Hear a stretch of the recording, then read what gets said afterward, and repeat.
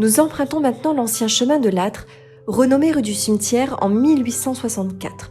Devenue rue Faidherbe du nom de Louis Faidherbe, homme politique français, général et administrateur du Sénégal, elle conserve quelques traces de son activité commerciale passée. En y cheminant, remarquons la ferme maraîchère Buisine et, sur notre droite, deux grandes demeures aux façades embellies par des carreaux colorés.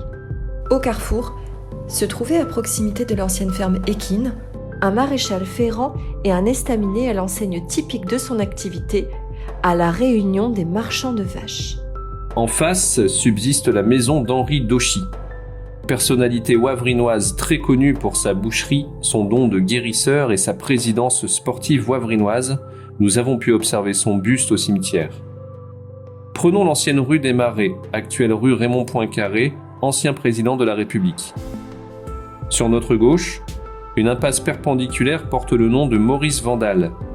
Personnalité notoire de Wavrin, il a vécu dans l'une des maisons de cette impasse, autrefois appelée rue des Maneliers, nom donné aux fabricants de paniers en osier.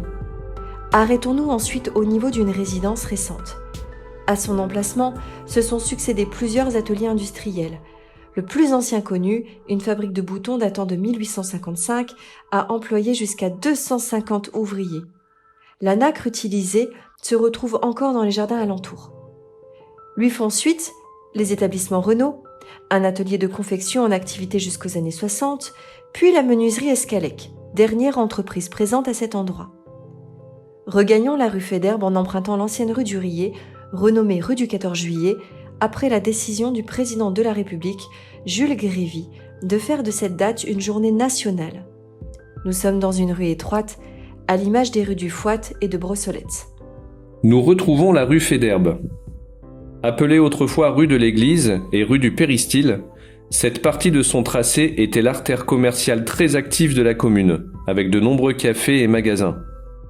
Regardons son profond changement au travers des époques, début du XXe siècle, année 1950, année 1970. Nous voilà au terme de notre visite. Jetons un dernier coup d'œil sur la rue Jules Verne, voie privée créée en 2006 sur les terres de ferme telle la ferme Glorian. L'entrée de cette rue se fait sur l'emplacement d'une des rares maisons détruites lors de la Seconde Guerre mondiale. Ici prend fin le circuit 2. Nous espérons avoir suscité votre intérêt. Rendez-vous prochainement pour le 3e circuit.